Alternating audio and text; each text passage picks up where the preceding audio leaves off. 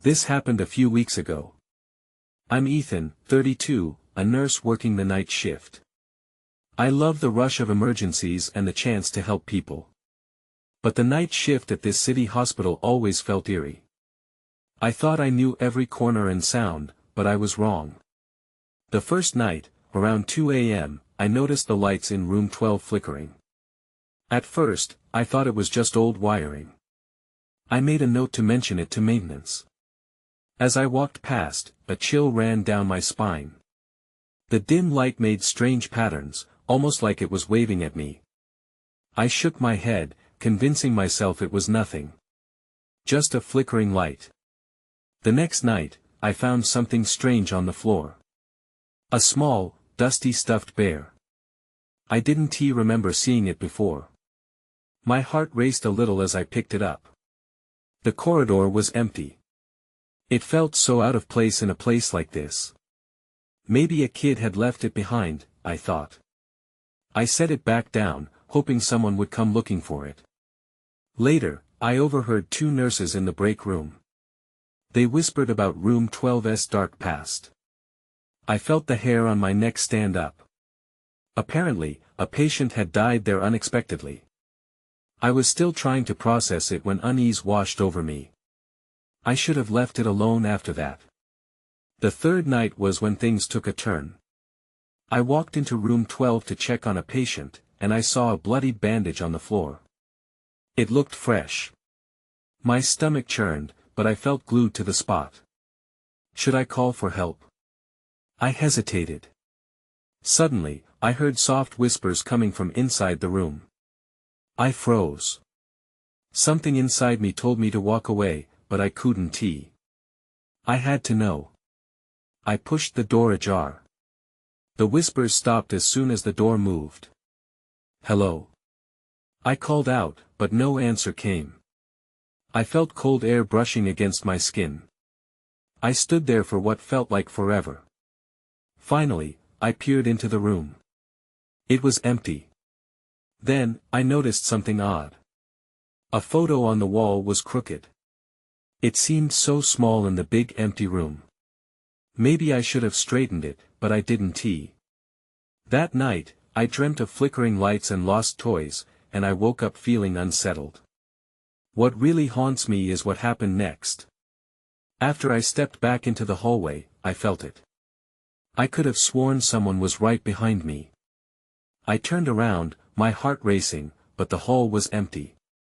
Just silence. The truth hit me then: I was not alone. That realization sticks with me. I sometimes see that bloodied bandage in my mind, or hear those whispers echo in the empty halls.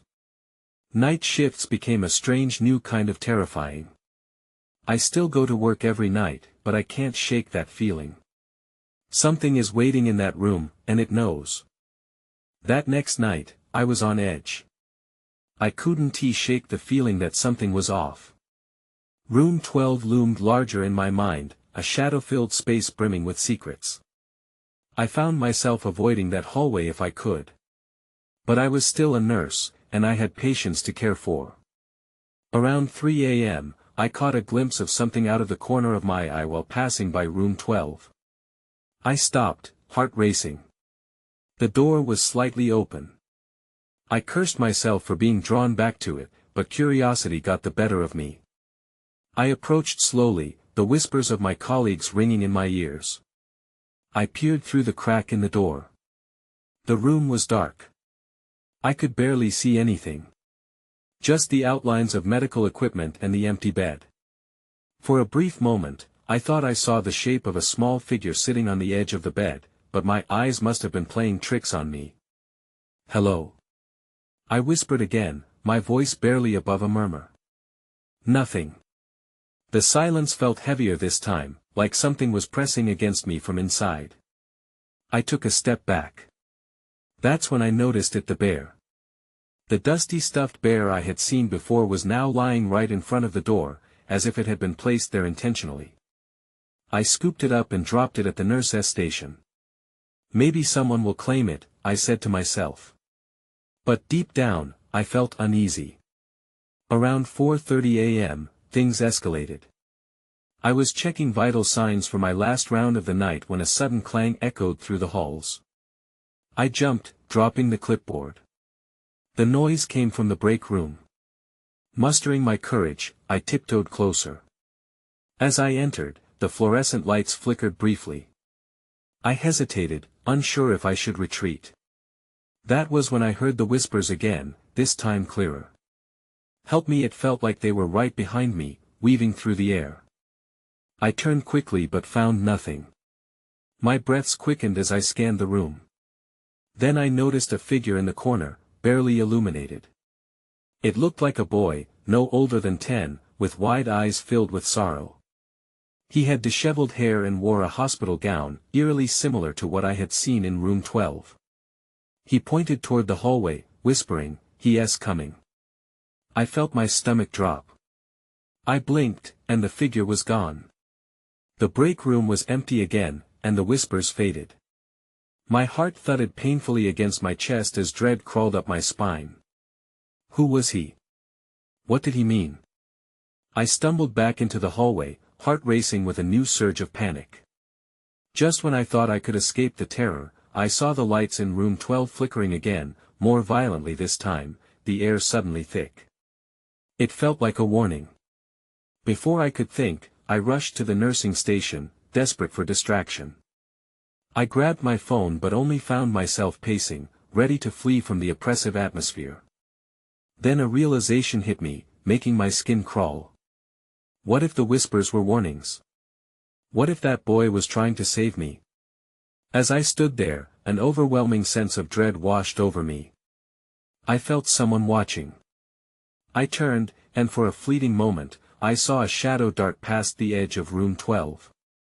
In that instant, I knew I couldn't ignore it any longer. I had to confront whatever was waiting for me in that room, even if it terrified me. I took a deep breath and steeled myself. It was time to face the unknown. Just as I walked toward room 12, everything went dark. I froze in the darkness, heart pounding in my ears. The fluorescent lights had blinked out for a reason, and the unsettling feeling crushed down on me like a vice. I fumbled for my phone, the only source of light in this oppressive void. The screen illuminated my hands, shaking. "Okay, just a power outage," I told myself, my voice barely audible. I glanced at room 12, its door now a complete abyss. The whispers from before echoed in my mind, ghostly voices urging me forward. The boy had warned me. I couldn't shake the thought that this was more than just a blackout. I took a hesitant step towards the door. I had to know. I raised my phone, light spilling into the darkness, illuminating the space just beyond the threshold. The empty bed seemed to mock me, but I pressed on. With a shaky hand, I pushed the door fully open. The room was still, but the atmosphere crackled with an unsettling energy. My breaths echoed as I stepped inside, the air thick with anticipation. I swept my phone's light across the walls, and my heart dropped. Scrawled in faded marker were words that sent chills down my spine: "Help me, stop." Panic clawed at my throat. I had to leave, but something kept me rooted in place, a grim curiosity. I peered close. In one corner, dim shapes began to coalesce into familiar forms. Crumpled teddy bears and toys surrounded a small, dusty rocking chair. An overwhelming sadness washed over me. Then I felt a cold breath against the back of my neck. I whipped around, and there he was again, the boy from the break room, standing just inside the doorframe, eyes wide and desperate. He pointed again, this time more urgently, to a shadow creeping along the wall behind him. Everything froze for a heartbeat. "You have to go," he mouthed, but no sound came out. The temperature dropped further, and I could see my breath. Something dark pooled beneath him, crawling forward like a living shadow. Instinct kicked in, and I turned back to run. Before I could reach the hallway, the lights flickered back to life. I cast one last glance over my shoulder. The boy was gone, but the darkness lingered in the corner of the room. A figure seemed to materialize, a tall silhouette with a menacing edge, blocking my path. Help me! I screamed as I bolted from room 12, adrenaline propelling me down the corridor. I hardly registered where I was going until I stopped at the nurse's station, panting. I glanced back, expecting to see the figure pursue me. The corridor was empty, but an unsettling chill lingered. That boy, who was he? I whispered to myself, shaken.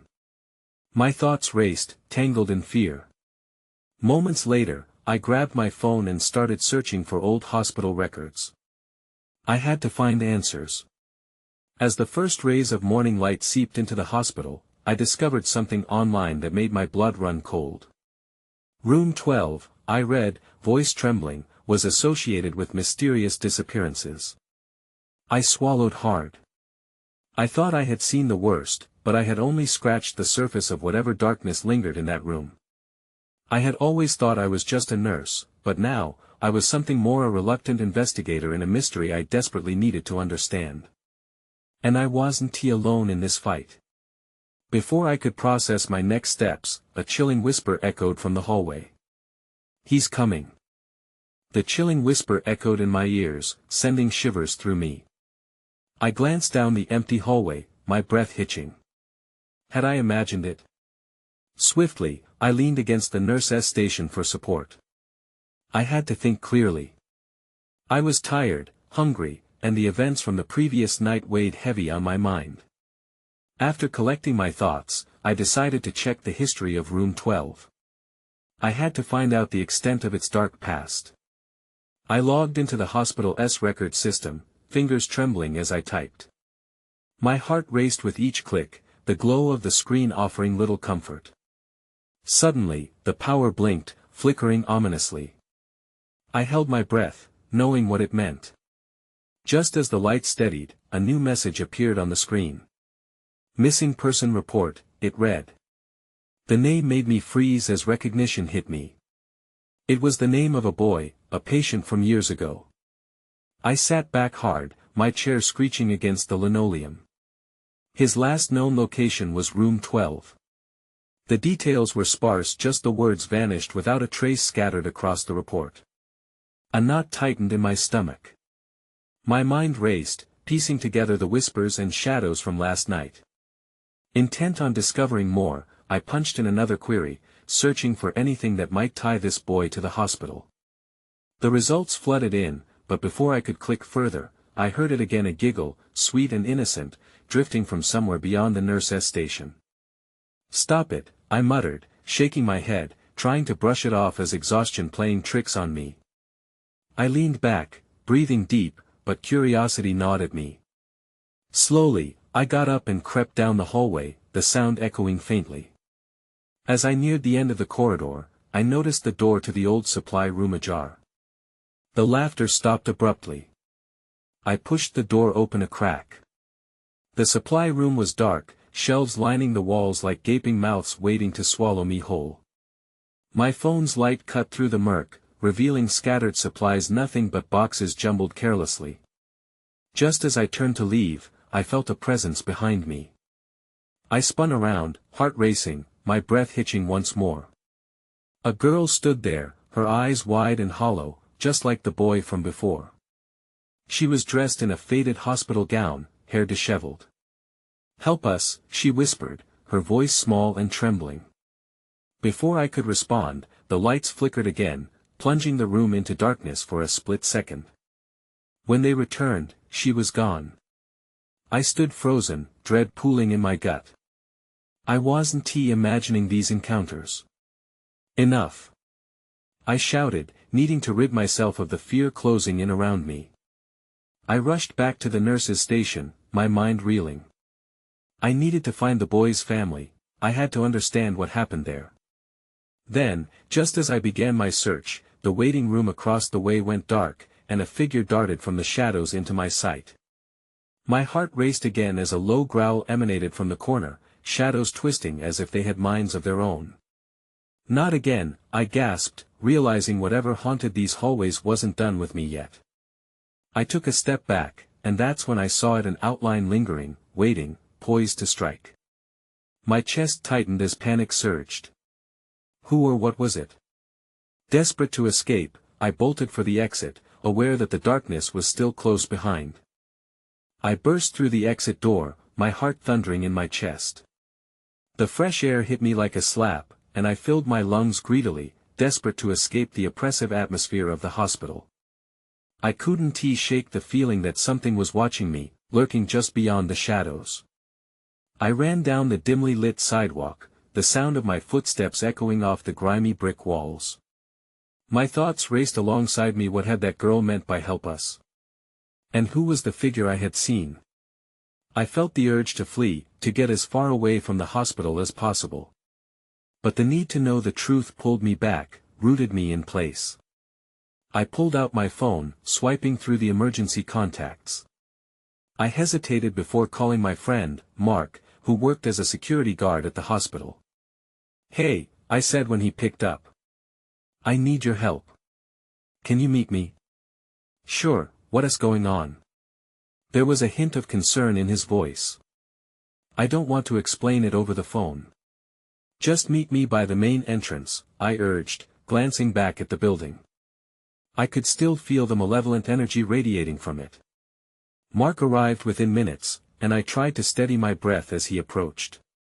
"You look like you've seen a ghost," he said, concern etched on his face.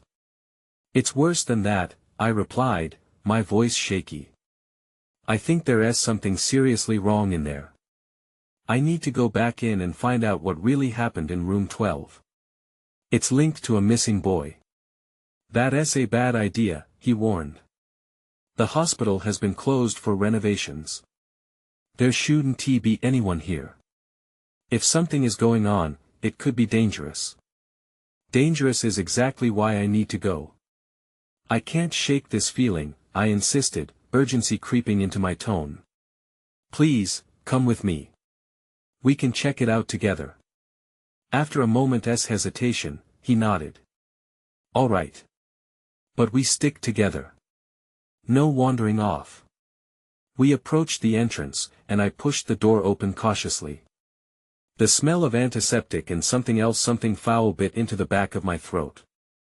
With Mark beside me, I felt a little more secure, but shadows danced in the corners of my vision. We made our way to the hallway, the flickering overhead lights casting strange patterns on the floor.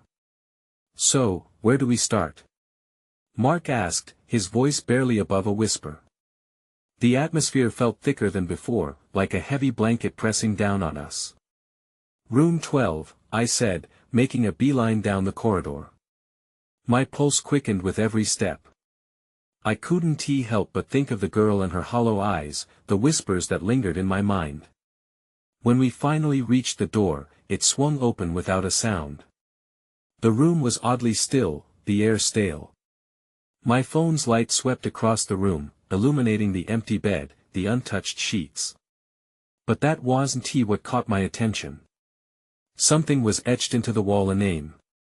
"James," I read aloud, my voice trembling. I felt a chill crawl up my spine. That was the boy's name from the missing person report. Before I could process it, the sounds of childlike laughter echoed again in the hall outside, a clear contrast to the unsettling atmosphere of the room. Mark and I exchanged glances, fear evident in his eyes. Was the girl just a figment of my imagination? Or was she something more real, something that had been waiting for us to come back? Just as I took a step back, trying to make sense of what was happening, I felt a sudden tug at my shirt from behind. I turned to see nothing there, but it was already too late. Then everything went dark. When I regained consciousness, I found myself sprawled on the floor of room 12. My head throbbed, and the air felt charged, as if something electric had just passed through. I blinked, disoriented, and focused on the fading lights above me. Mark was kneeling beside me, worry etched on his face. "Are you okay?" he asked, shaking me gently. "You blacked out for a second. I thought something took you." "Something did," I mumbled, forcing myself to sit up. The memory of the tug on my shirt flashed through my mind, and I shivered. The laughter still echoed faintly in my ears, pulling me back into that unsettling moment. "We need to find a way out of here," Mark said, glancing nervously at the door. "This place is giving me the creeps."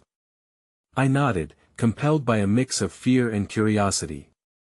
"Wait, we can't leave just yet. We need to figure out what happened to James." I pointed to the name on the wall, determination flooding my thoughts. Mark hesitated but finally relented. "Okay. But be quick. Let us not waste time." We scoured the room, searching for anything that might give us answers. Under the bed, I noticed a small, wooden box hidden in the shadows. I dragged it out and opened the lid, revealing a collection of old photographs. They were faded and worn, but one caught my breath.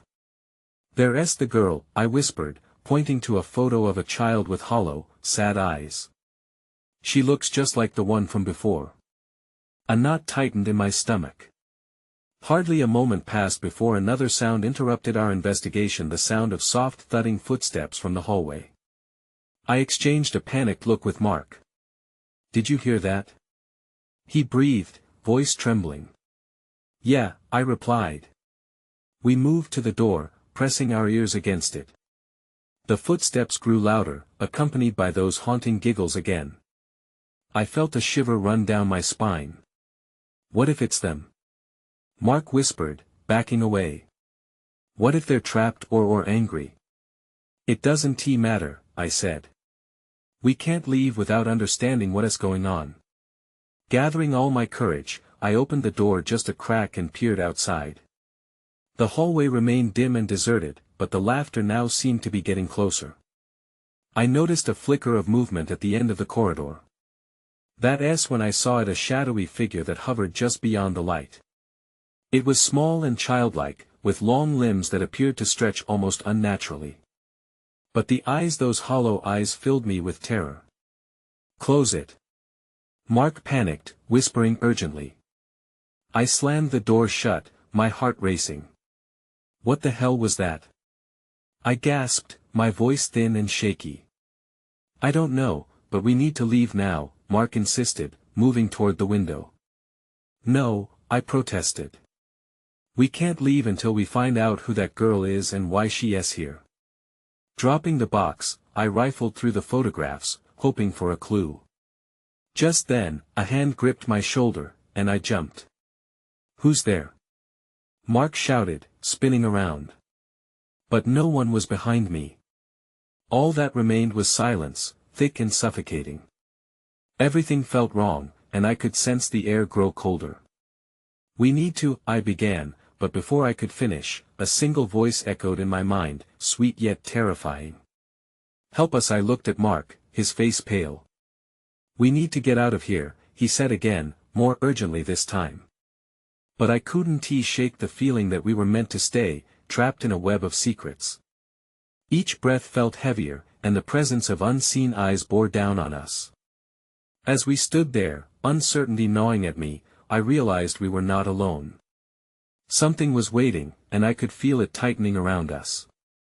Then, without warning, the lights in the hallway flickered violently, and the laughter rose to a crescendo, intertwining with a haunting cry for help. I could feel the weight of the unknown demanding answers. "Quick! We have to go!" I shouted, pulling Mark with me as we bolted toward the exit. But deep down, I knew escape might be the least of our worries. The corridor felt like a long, dark tunnel as we sprinted away from room 12. Every step echoed into the silence, but the laughter lingered behind us, refusing to fade away. I could feel my pulse quicken, matching the frantic rhythm of our escape. "Where do we go?" Mark gasped between breaths, looking around wildly. "We need a plan." I spotted a door on the left. "In there!" I shouted, pointing. We darted into the room, slamming the door behind us. It was the nurse's station, cluttered with equipment and old charts. My eyes darted around the cramped space, searching for anything useful. Mark leaned against a desk, catching his breath. "What are we even looking for?" he asked, his brow furrowed. "Anything. Clues. Answers," I replied, urgency flooding my voice. I turned to rummage through a nearby cabinet, but my instinct screamed at me to keep moving. I could still feel the chill creeping in behind us. Suddenly, Mark dashed to a bulletin board pinned with photos and papers. "Look!" he exclaimed, pointing to a faded newspaper clipping. My heart sank as I stepped closer. The article detailed a fire that had occurred years ago in this very building. Several children had been trapped inside, and it mentioned a girl who disappeared amidst the chaos. "Her," I whispered, pointing to the photo of a girl with those same hollow eyes. "That's her. That's the girl from the picture. What if she's not the only one?" Mark muttered, scanning the board. Fear washed over me as I realized how many kids were listed as missing. Each face seemed to plead for help. Before I could respond, the lights above flickered and dimmed. The laughter erupted again, louder this time, as if it were charging toward us. "We can't stay here," I cried. Mark nodded sharply. "Right. We need to find another way out." I spotted a door at the far end of the room, partially hidden behind a stack of boxes. Together we moved toward it, but as we did, that same childlike figure appeared in the doorway, blocking our path. "Help us," the voice echoed, growing louder, twisting my insides. It was the same voice I'd heard before, weaving through my mind like smoke. Mark's face paled, as realization washed over us. We were being drawn in, lured by their cries. "Go back, go back!" he shouted, ripping me from my trance. With an instinctual push, I grabbed his arm and yanked him toward the other door, desperation fueling my movements. The figure remained in the threshold, motionless. "We can't go back," I said firmly. "We have to break free." As we burst through the second door, the hallway stretched in front of us, lights flickering sporadically, casting eerie shadows. My heart raced as I tried to shake the fear threatening to root me to the ground. Just then, I heard a soft thud behind me once more, followed by the unmistakable sound of giggles echoing down the hall. Panic surged as I turned to catch a glimpse of the figure darting into the darkness. "We can't let them trap us," I shouted, pulling Mark with me into the unknown. Every instinct screamed that we were being hunted, and we had to keep moving. I didn't know what I would find next, but I knew we were dangerously close to the hurtful truth hidden within those walls. With each step, I could still feel their eyes watching and waiting. But I had to focus. We had to escape this place or whatever was haunting it, before it was too late. Then, just ahead, I saw something reflecting light. I squinted and stumbled forward, my heart racing at the sight. "That door, it wasn't here before," Mark gasped, frozen behind me. "What if it's a trap?" "That's what they want," I said, my pulse pounding in my ears.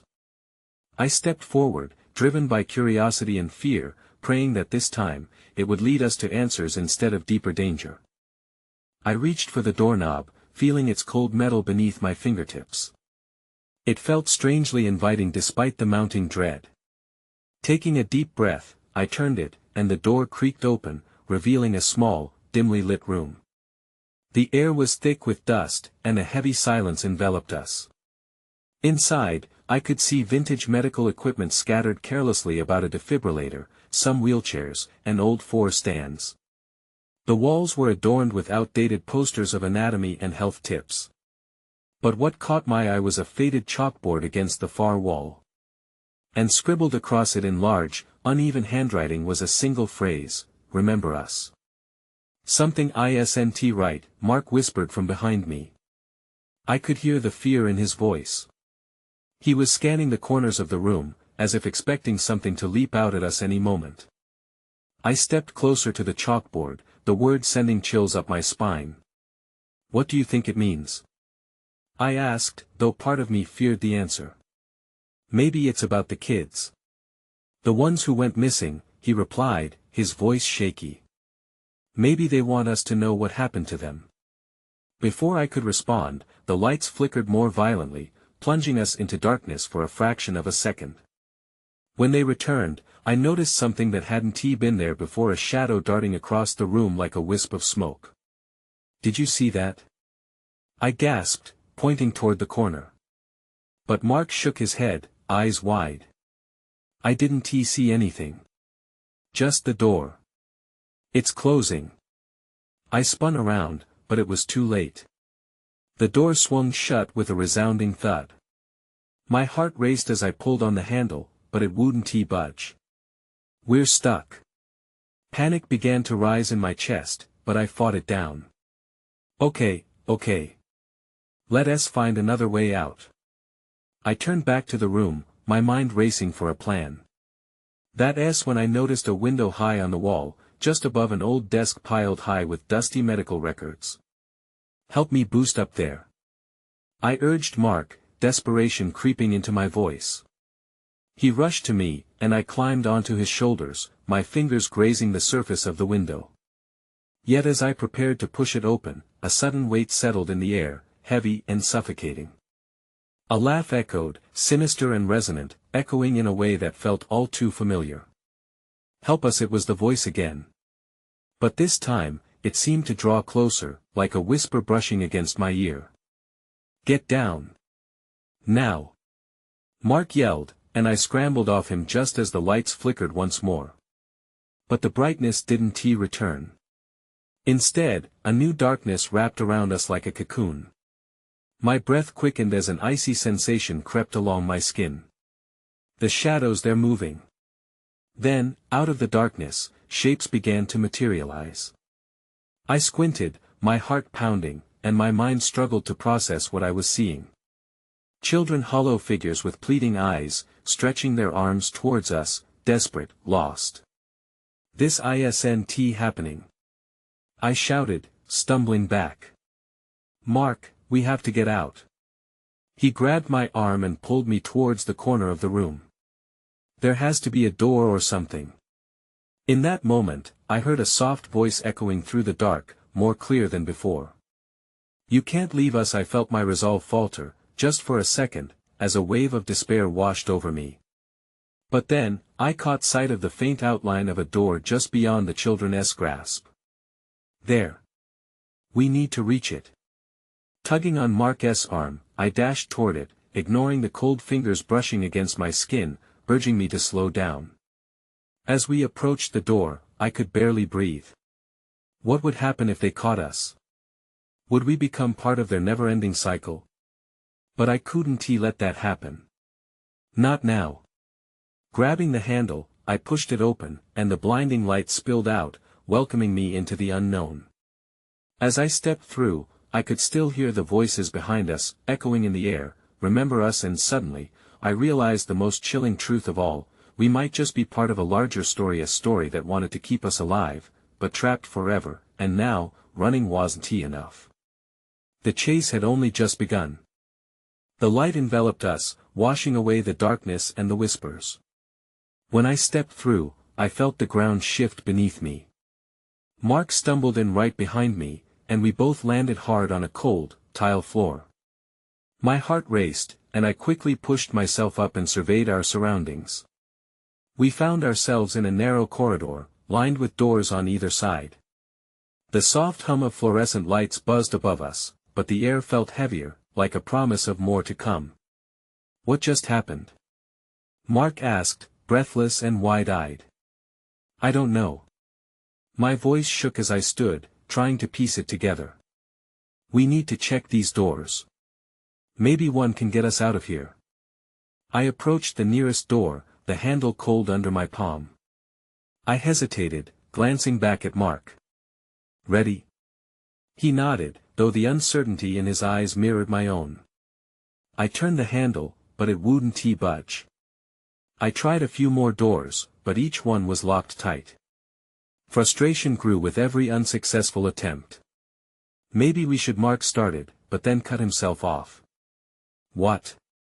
I turned toward him, sensing a change in the atmosphere. Did you hear that? I strained to listen.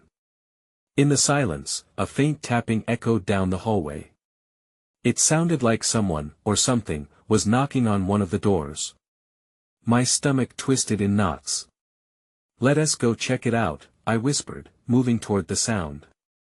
Mark followed closely, his breath quickening. As we approached the third door on the left, the tapping grew louder, more urgent. I pressed my ear against the door. It felt impossibly cold. Hello? Is someone there? There was a pause, then the tapping stopped. An unsettling stillness fell over us. I looked at Mark, whose face was pale. What if it's them? He whispered. Don't think like that, I said, though my knees felt weak. We need to know. I turned the handle, and to my surprise, the door creaked open. The room inside was empty, save for a single metal bed in the center and a small window stained with grime. But on the wall, I saw something: scratches, etched deeply into the paint, forming letters. Help me, it said. My stomach churned at the sight. We have to go, Mark urged, pulling at my arm. Then the lights flickered again, and I felt a chill breeze slip past me. Before I could step back, Mark's eyes went wide. Look! I spun around. A shadow moved in the hallway, gliding toward us with cruel intention. Run! I yelled, and we bolted down the corridor, my heart pounding in my chest. As we raced down the hall, I could hear the shadow gaining on us, its movement impossibly fast. I darted through another door, praying it would lead to safety, but instead, we stumbled into a storage room filled with outdated gurneys and medical supplies. The air was stale, a haunting reminder of forgotten patients. What now? Mark gasped, panting heavily. I turned, scanning for a way out. That's when I saw it: a small window, tightly shut but within reach. Here. Help me. Mark moved to my side, and we pushed against it, but it wouldn't budge. Then the door slammed behind us. We whipped around, breath hitching in our throats. A figure loomed in the doorway, cloaked in shadows. Stay with us, it hissed, a voice that sent chills down my spine. Panic surged, and I lunged for the window again. But as I did, I realized this was only the beginning. Whoever or whatever was behind that door wasn't just trying to keep us there, it wanted something worse. Mark, we need to get out now. I screamed, pulling at the window with all my strength. But dread settled over me as I realized we were not just fleeing a shadow, we were running toward the unknown. And the darkness seemed all too eager to consume us. I pushed against the window with everything I had, but it wouldn't budge, and the figure in the doorway began to step forward, shadows swirling around it like mist. I felt a chill creep under my skin. Please. Help us. I shouted, but my voice felt small in the fading light. Mark tugged at my arm. It's not working. We need another way. His eyes were wide with terror, and I could almost hear the panic in his heartbeat. Then, I caught sight of something odd: a metal panel on the wall beside the door, slightly ajar.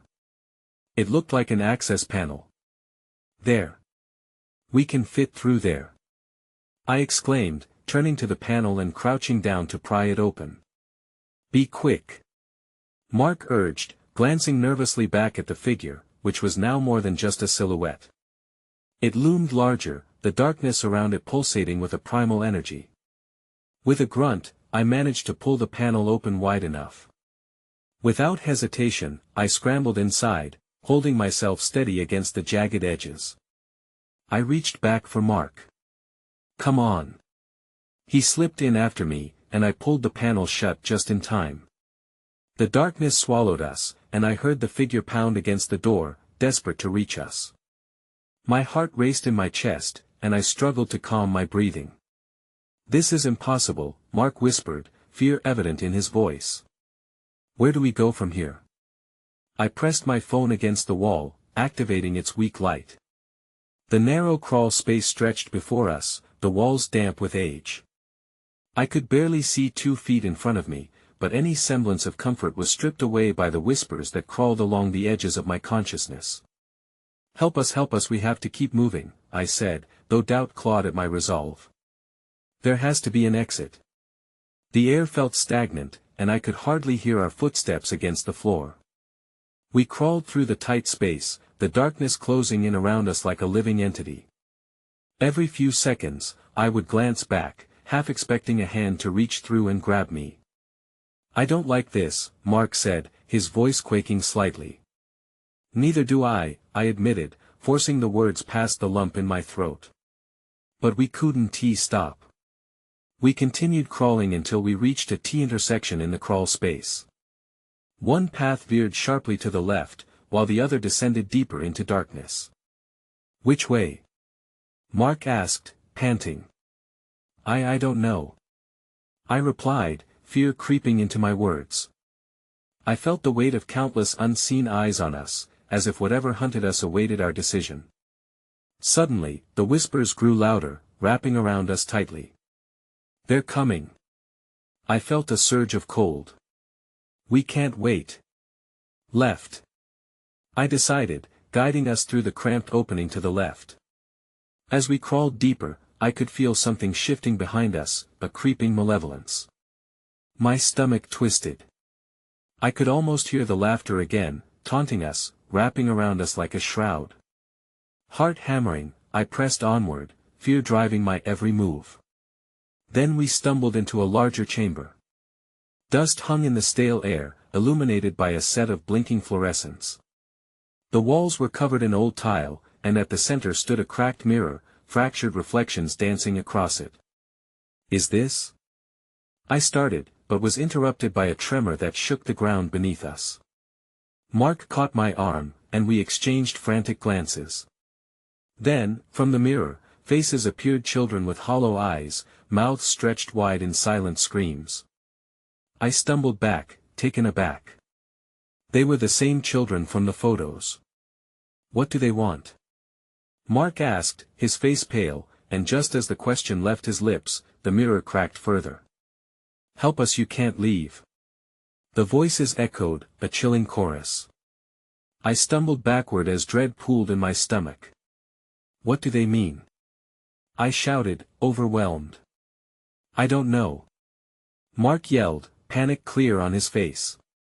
"But we have to find our way out now." Just then, the room plunged into darkness. The mirror's surface rippled like water, darkness breaking free, and I clawed at my phone, flicking the light back on. Only the light revealed even more children, now looming around us, faces twisted with anguish. I felt a grip on my wrist, and Mark's panicked voice broke through the chaos. "This way." He pulled me toward another passage leading away from the mirror. "Maybe there's an exit." We bolted again, the whispers melding into a cacophony of cries behind us. Help us, it split my head open, my heart raced. My desperation swelled as we didn't stop running through the tight, twisting halls of darkness, footsteps echoing behind us. Just when I thought my lungs would burst, a dim light glimmered ahead, almost like a beacon. "There!" I gasped, my voice raw but fueled by hope. As we sprinted toward it, I could hear the whispers growing fainter. We charged through a dilapidated doorway that opened into a small medical room. The presence of light flooded in, and I staggered, collapsing against the wall. "I think we did it," I panted, glancing at Mark, tears of relief stinging my eyes. But that relief was fleeting, the room felt suffocating. "I don't want to be here," Mark said, his breath quickening again. "There has to be a door." I sputtered out, scanning the room in desperation. But the whispering returned, a soft hum that rippled through the air. "You're part of us now." Before I could react, a storm of shadows swirled in the corners, drawing close. "We have to leave. Now." With shaking hands, I grabbed Marcus and pulled him through another door on the far side of the room.